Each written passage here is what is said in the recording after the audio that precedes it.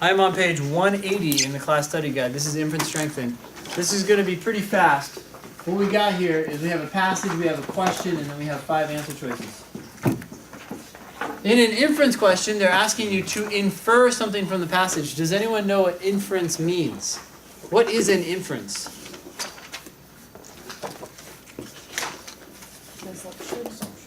Assumptions and inferences are different. Assumptions are unstated premises. There are things that were never said in an argument.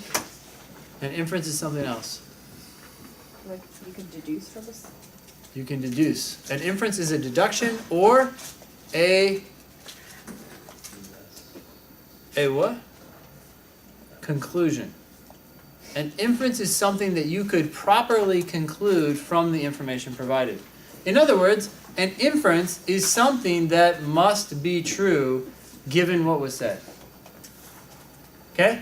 So inference questions are top-down questions because you're assuming that everything in the passage is true. You assume that everything in the passage is a set of facts and you just say, okay, I accept it all as true. And then you're trying to figure out what you could conclude or infer from those facts. In other words, what must be true given what was said. The correct answer is it likely to use strong language or weak language?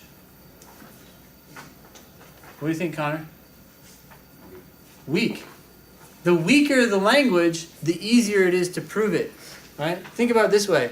If I tried to prove that all of you like ice cream, what would I have to do? Survey every single one of you and sort of get it on record that you like ice cream, right? But if I have to prove that some of you like ice cream, what do I have to do? Ask one of you, right? Morgan, do you like ice cream? Yeah. Okay, done. Proven, right? So, must be true answer choices tend to be weakly stated. They don't have to be, but it's something to keep in mind because it's easier to support. All right, so as you go through when you encounter an inference question, just ask yourself this as you read each answer choice.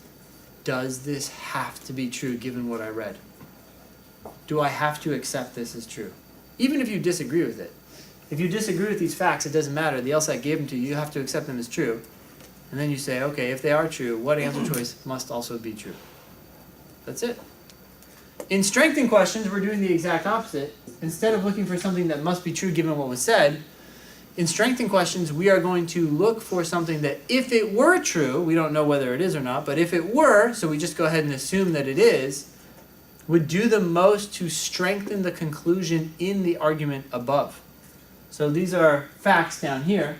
They give you 5 facts, and you're looking for the fact that's going to do the most to support the conclusion in the argument above. So these are bottom-up questions. Do you want an answer choice that's strongly worded or weakly worded? Which one of the following, if true, would most strengthen the argument above? Strong, yeah, because the stronger the evidence, the more it can do to help that conclusion. Now, of course, that's not the most important thing. The content is more important than the word strength. But when you're debating between 2 answer choices, keep that in mind. Sound good? Yes? Is another way to explain this like the evidence is at the top, the conclusions at the bottom, and then they're reversed? Is that kind of like the same gist? Yeah, you could, in inference questions, you're given evidence, and you're trying to figure out what you could properly conclude from that evidence, what must be true given what was said. Here, you're given evidence and a conclusion, and you're going to go and look for one more piece of evidence that's going to do the most to help that conclusion. That means there's something wrong with this argument, because if the conclusion was proven by the evidence, there wouldn't be anything we could do to help it. There's missing evidence. You need to go find that piece of evidence that's going to do the most to help the current argument. And usually that means finding the assumptions. So here we're looking for assumptions, here we're looking for inferences. Sound good? I know it's abstract theory, but I just want to get that straight so that we can go into the examples and start talking about them in that context. The only other question type in this section is complete the passage questions, which basically give you a blank line. Have you guys seen those yet? You have a blank line. In 95% of the cases, that blank line is a conclusion. And because it's asking you to fill in that conclusion, it's saying which answer choice best fills in the conclusion for the argument. Are complete questions more like inference questions or strengthen questions? They're more like inference because they're essentially saying, we just gave you a bunch of facts. Now please fill in the blank line. Fill in the conclusion. What could you properly infer or conclude given the facts that we just gave you? Therefore, in an inference question, or I mean a complete question, in most cases you can just ask yourself, as you read each answer choice, Does it have to be true? does it have to be true? So in these questions you're saying, does this answer choice have to be true? In these questions you're asking yourself, does this help the conclusion in the argument above? Does it make me feel better about the conclusion in the argument above more than the other answer choices? Patrick? Does that sound good? You ready? Yeah. Okay, cool. Let's go ahead and jump into some examples.